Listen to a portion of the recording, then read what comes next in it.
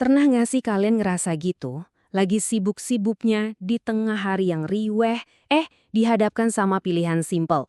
Muter lagu favorit buat nenangin kepala, atau justru cari hening sebentar buat balikin fokus. Nah, pilihan yang kelihatannya sepele ini ternyata dampaknya gede banget loh buat kesehatan mental kita.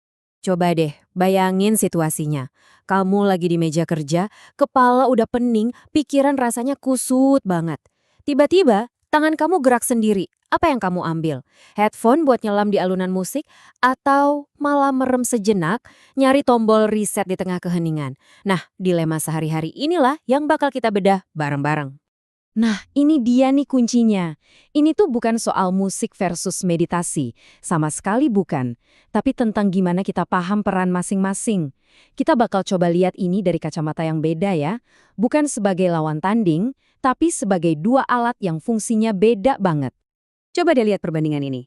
Musik itu ibaratnya alat bantu yang kita ambil dari luar. Kita pakai buat ngubah kondisi pikiran kita saat ini juga. Instan. Nah, kalau meditasi ini beda cerita. Meditasi itu lebih kayak latihan.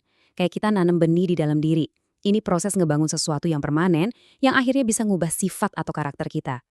Wah, saya suka banget sama analogi ini. Soalnya, meditasi itu bukan cuma duduk diem dan rileks loh. Bukan.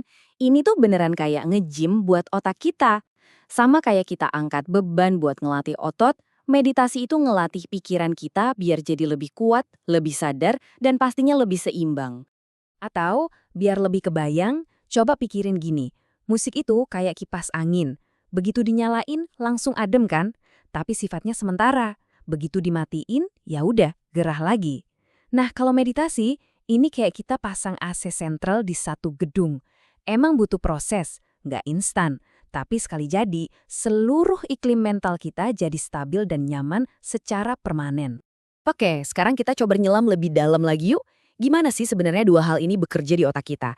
Kita bakal bedah perbedaannya satu persatu, langsung dari sisi sainsnya. Coba deh, fokus sebentar ke tabel ini.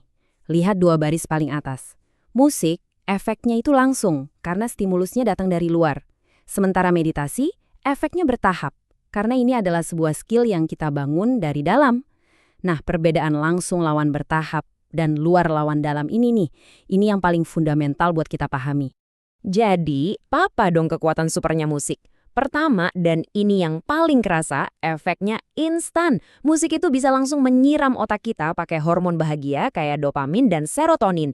Bikin mood langsung naik. Kedua, musik itu sosial banget. Bisa nyambungin kita sama orang lain, sama komunitas. Dan yang paling penting, gampang banget diakses. Tinggal tekan play, beres. Manfaatnya langsung terasa. Oke, sekarang kita geser ke meditasi. Kekuatannya itu ada di pertumbuhan jangka panjang. Jadi, meditasi itu bukan cuma ngilangin cemas sesaat, tapi ngubah cara kita ngerespons rasa cemas itu. Keren kan? Ibaratnya kita ngebangun jangkar yang kuat di dalam diri. Dan yang paling mind-blowing, riset nunjukin kalau meditasi itu beneran bisa ngubah struktur otak kita loh, terutama bagian otak yang suka bikin kita overthinking atau ngelamun gak jelas. Jadi, kesimpulannya bukan pilih yang mana ya, justru yang paling powerful tuh pas kita gabungin dua-duanya. Yuk, kita lihat gimana caranya suara dan hening ini bisa kerja bareng. Nah, ada teknik yang namanya mindful listening.